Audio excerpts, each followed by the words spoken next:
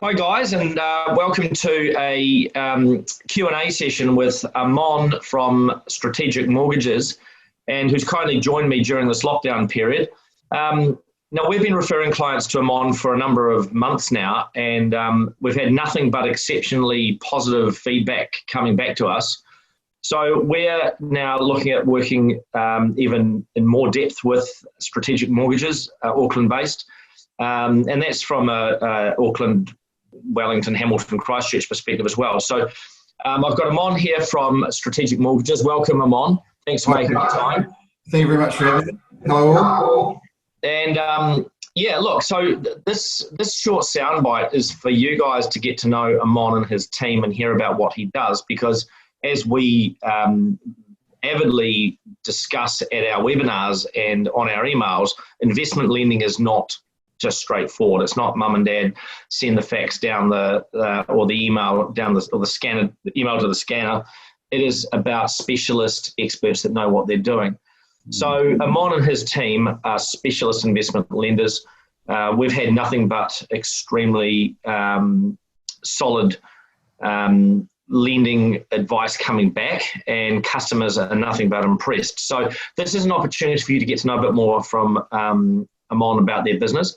So just give us your story, Ammon. What's the background to Strategic Mortgages? Sure, thanks, Campbell. So I've been lending for about 19 years now. I moved up to Auckland from Hamilton to start a career as a property coach, and got into property investing myself. So I really cut my teeth on working with property investors. A lot of other mortgage brokers who enter the industry will really join the industry and cut their teeth on first home buyers or people who are moving from one house up into the next house. Whereas I was mentored by a well-known guy who helped set up the Auckland Property Investors Association. And I, over the period of about 2 years working with him, would have worked with a couple of hundred property investors and really worked out and learnt the fundamentals and key to mum and dads building a really sound, fundamentally strong property investment portfolio. We work with clients and help them go from 1 to 2, 3, 4 property investments over a period of we set goals of between 5 and 10 years. And I've got many clients who I still keep in touch with today who have done exceptionally well over those 2 cycles and achieved some really fantastic results using property. What I always say to clients is really seek out all the professionals that you put into your team. Make sure that the A players, 1, but 2, that they actually walk the talk, that they are investors themselves.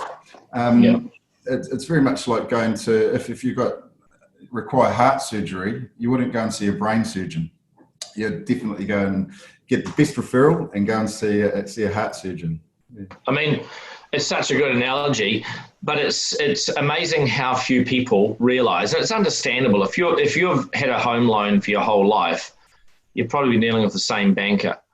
But in the world of investment lending, Ammon and his team will spread you across 2, 3 or 4 banks. You'll have tax deductible debt and non-tax deductible debt. You'll have a risk wall versus a tax wall. It's complicated, and it's also risk. It's actually riskier not having an expert than having an expert, because they won't do all those things, and you'll have all your eggs in one basket. So, one of the common themes with all of our companies that we refer our clients to is that they have to practice what they preach. And I spent 3 years as an investment lender 900 years ago. Ammon's been doing it for nearly 20 years. So when you get that level of experience in looking at a client's financial circumstance, etc., you're typically in good hands. And I guess I've seen it through the eyes of the customers that we've referred to these people. So I guess, look, that's our job. We hunt down the right companies, and it's amazing how the reach is. Ammon was involved with the Auckland Property Investor Association back in the day when we were working with them as well. I didn't know you in those days, Ammon, and I wasn't part of it because I wasn't Auckland domiciled, but we did a number of things with them event-wise and just in terms of we all spoke from the same or sung from the same song sheet. But let's come back to like you've got a specialist investment lending house. You do first home loans as well. I'm sure you do across the board. But if you look at right now, one of the reasons that we're doing these videos is to get a feel for what the banks are going to do in the middle of this virus lockdown, where you see it coming out in terms of, you know, is a bank stopping lending? Ammon, give us a heartbeat from the banks. Sure. One of the things with experience is you can look back and you can say, what was the most similar sort of circumstance or environment that I've operated in to what we face today? Well, what today is completely unprecedented in what's occurring around the world. The most similar thing that I can say from my career would be the GFC. And now I actually went to work at one of the big 5 banks in New Zealand in 2009, pretty much at right in the middle of the GFC, pretty much.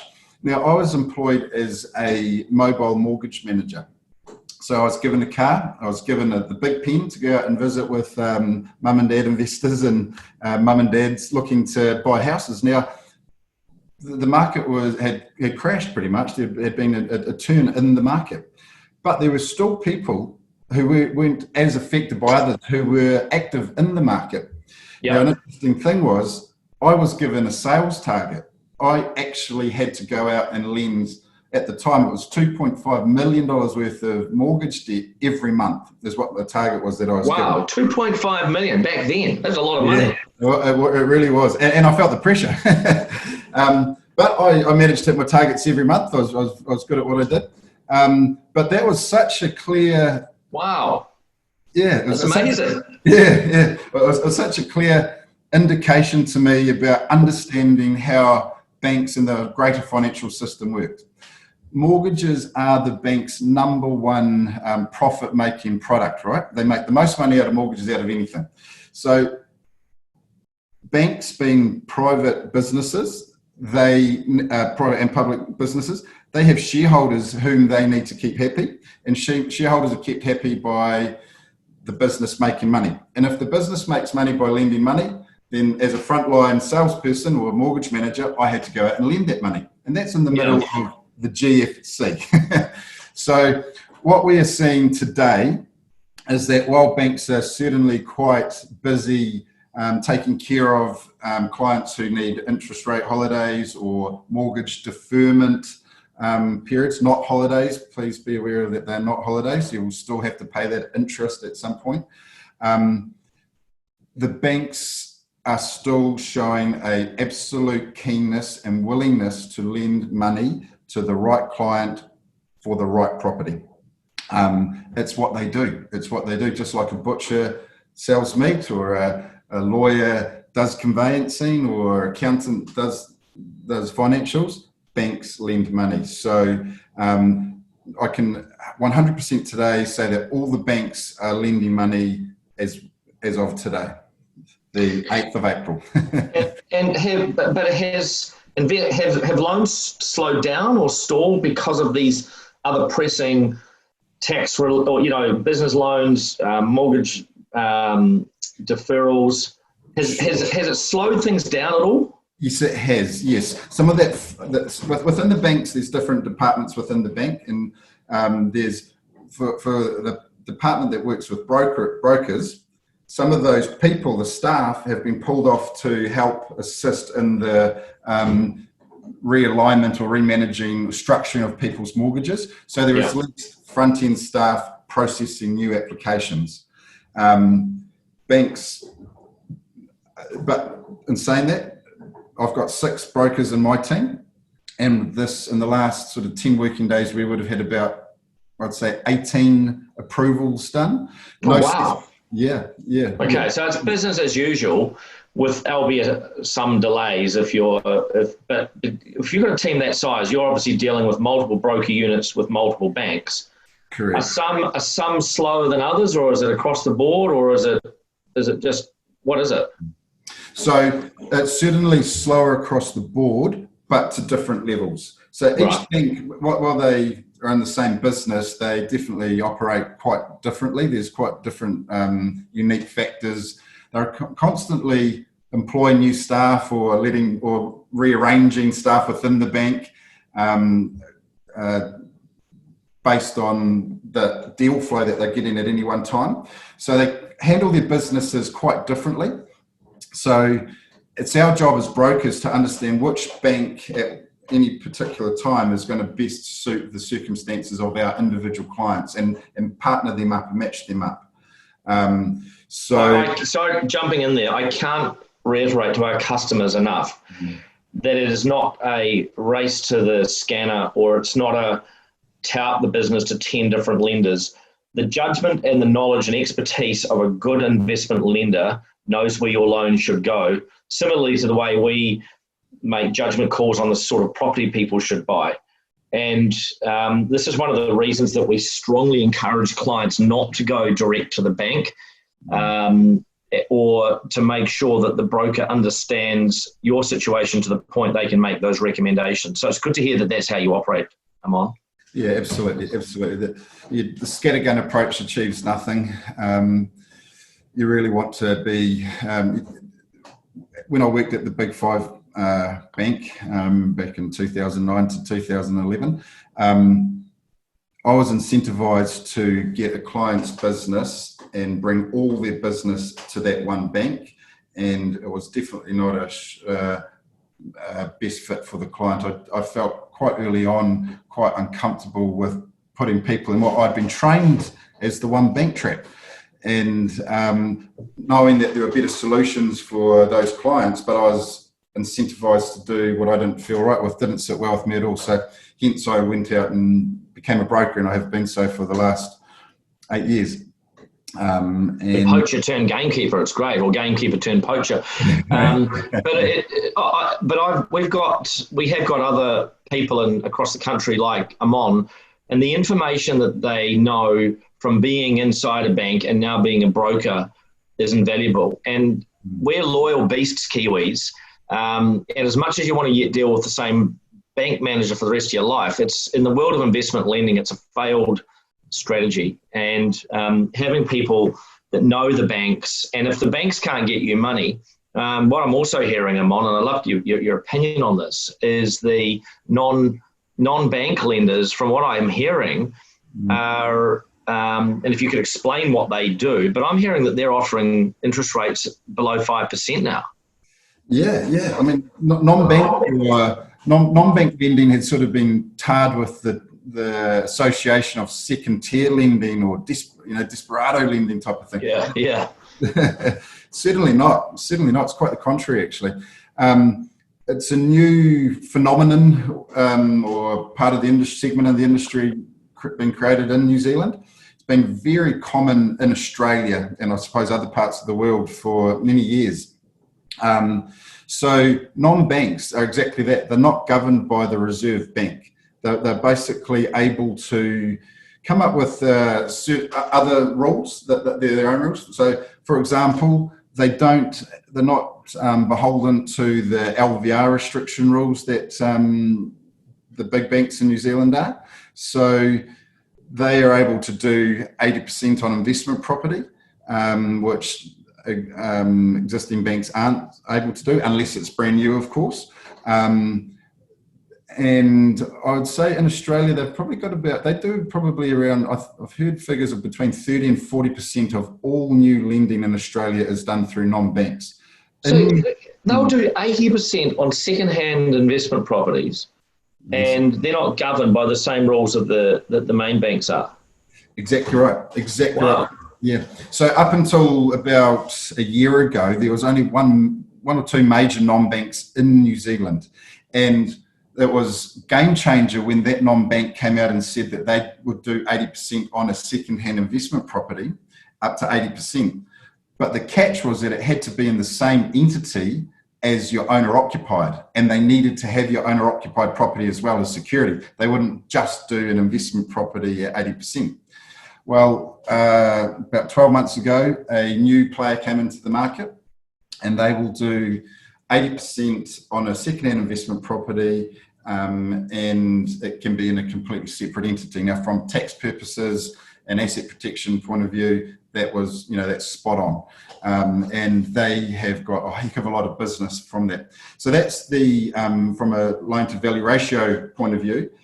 They also are able to sort of write their own rules when it comes to affordability. So while the banks are very focused, the first borrowing key for residential lending is your loan to value ratio. The second is your debt servicing ratio. They're very keen for you to be able to pay back that money that they lent to you for a long period of time, right? So each bank has their own way to assess the affordability of a loan to you.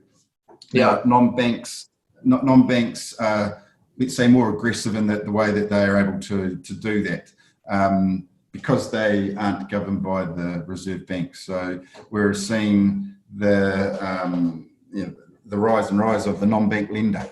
So what percentage of your lending would be non-bank versus main bank? It's growing. I'd say there's still a bit of market uptake. While the interest rates are well below 5, you're getting around the low 4s these days. So historically very cheap interest rates. The New Zealand market is still sort of getting the head around the fact. I personally got money borrowed from a non-bank lender. I would say in our office, probably gone from about 10 to about 20% in the last 12 months. And I guess it's horses for courses. You'd only go to one of those banks if you didn't quite qualify with the main bank. And would you make it a long-term lend, or would you refinance it out after 12, 24 months? They do longer term loans. So I've got clients who are more than happy to stay there because they're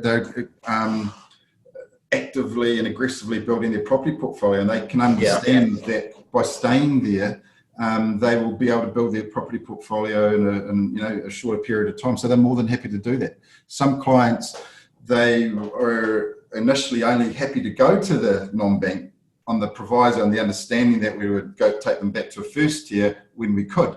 But who knows, when the time comes to refinance, it may turn out to be that if they wanted to buy another investment property, they might have to stay there, and that may be the catalyst for them to stay there. So let's see. Well, look, it's just good to understand that demographic in terms of the lending world. Again, it's become more sophisticated. I mean, I'm seeing in the Northern Hemisphere, the Amazons and the Facebooks are lending money. Bank of Canada will give people a personal loan of up to $100,000, non-secured. So the lending world's changing internationally, and I guess hearing it at the coalface is always great for customers. But the real point I like to press to clients, and we do this all the time, but it's good to hear from you, Ammon, is that it's a specialist game, and packaging an investment loan is different to packaging a mum and dad house loan, which is different to packaging a first home buyer loan. So what else have you got to sort of add in the world of coronavirus and how you see it impacting our business? What's your prediction of us coming out of this from a lending point of view? Do you see it slowing down, carrying on, accelerating? What's your take, Ammon? Sure. So I've got a mixture bag of clients at the moment. Some are sort of pulling on the handbrakes just because of the industry of work that they're in. They might be in tourism or might have restaurants, or that they might have been slightly more heavily impacted in terms of other clients. But other clients who are very aggressive at the moment, who are calling me up and saying, please get me pre-approved, or I'm ready to, they've been quiet, but now they're really keen to look at getting pre-approved.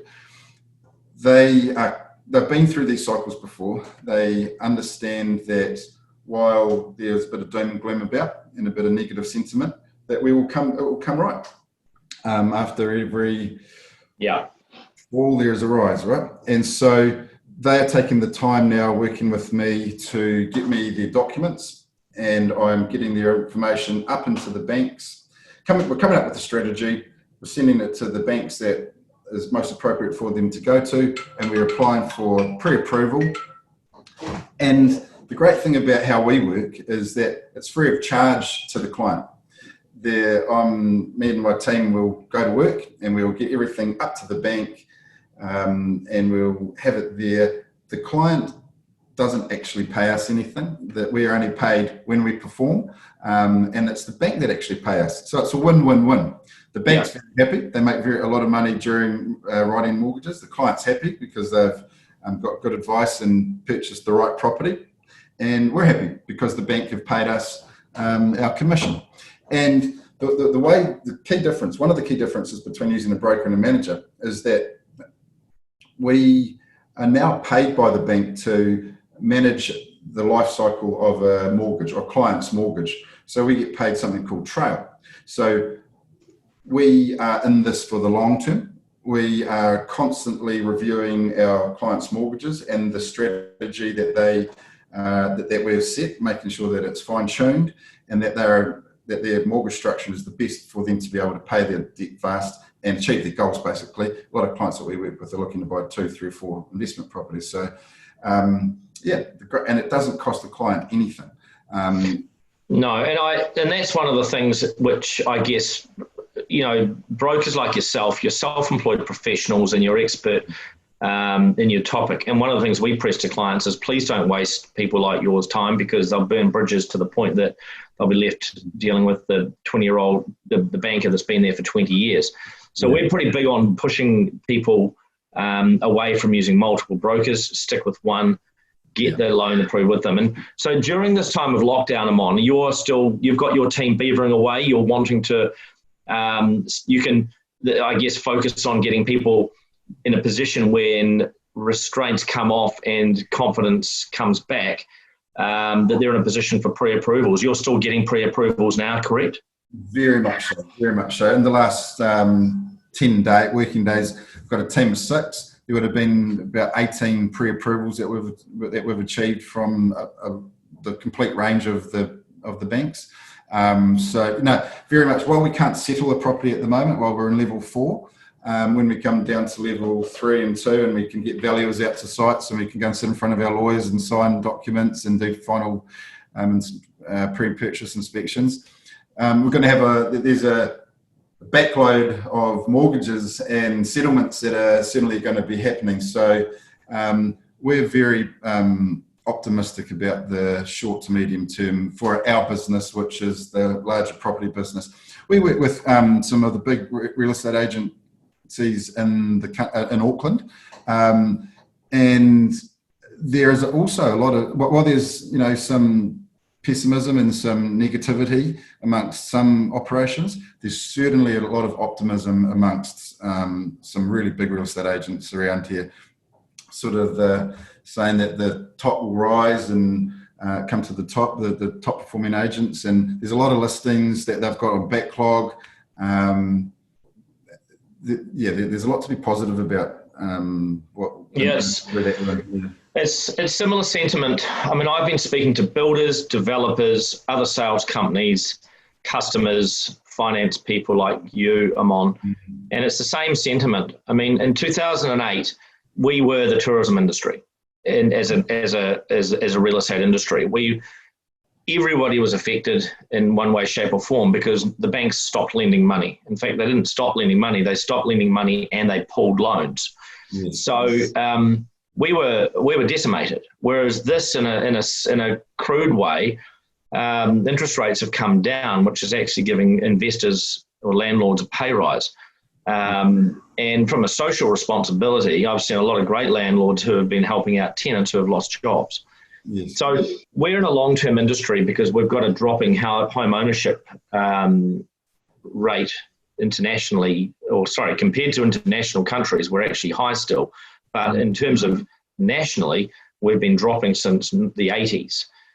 We had one of the highest home ownership rates in the world in the 80s, and now we're catching up with Europe in terms of much lower home ownership rates. So our industry is it's got all the ticks in the right boxes, which we've been, I guess, explaining to people in our webinars.